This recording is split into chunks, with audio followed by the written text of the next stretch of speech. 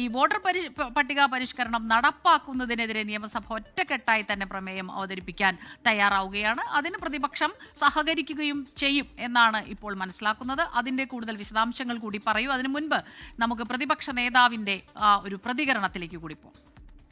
തീർച്ചയായിട്ടും സർക്കാർ അങ്ങനെ ഒരു അഭ്യർത്ഥന വെച്ചിട്ടുണ്ട്. ഞങ്ങളിതിനെ പൂർണ്ണമായി യോജിക്കും. യോജിച്ച് പ്രമേയം കൊണ്ടുവരും.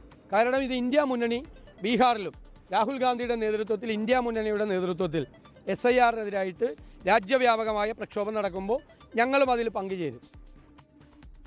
യെസ്, അലക്സ് പറയൂ. അപ്പോൾ ഈ ഒരു വിഷയത്തിൽ ഒറ്റക്കെട്ടായി നിൽക്കുന്നു എന്നുള്ളതാണല്ലോ.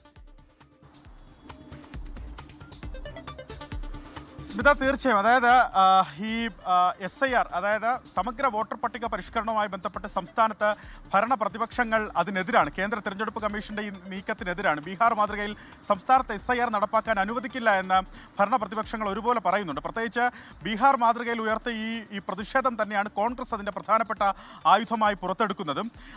ഈ സഭ അടുത്ത ദിവസങ്ങളിൽ ഇതുമായി ബന്ധപ്പെട്ടൊരു പ്രമേയം പാസ്സാക്കാനിരിക്കുന്നു എന്നുള്ളതാണ് ഏറ്റവും പ്രധാനപ്പെട്ട കാര്യം. അത് മാത്രമല്ല, നാളെ ഇതുമായി ബന്ധപ്പെട്ട് രാഷ്ട്രീയ പാർട്ടികളുടെ യോഗം, കേരളത്തിലെ രാഷ്ട്രീയ പാർട്ടികളുടെ യോഗം മുഖ്യ തെരഞ്ഞെടുപ്പ് ഓഫീസർ വിളിച്ചിട്ടുണ്ട്.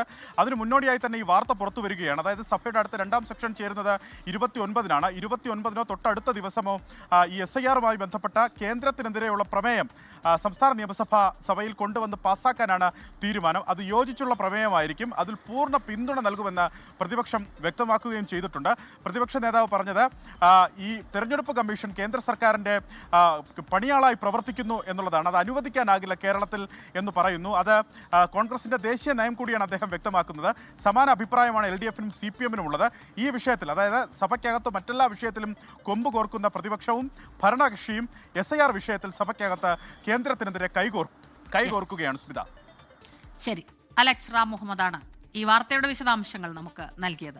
ലോകത്തെവിടെയായാലും ഏത് സമയത്തും 24 വാർത്തകളും ഓഗ്മെന്റഡ് റിയാലിറ്റി പാക്കേജുകളും എക്സ്പ്ലെയിനറുകളും വിശദമായി കാണാൻ ഞങ്ങളുടെ YouTube ചാനൽ നിങ്ങൾക്ക് സബ്സ്ക്രൈബ് ചെയ്യാം.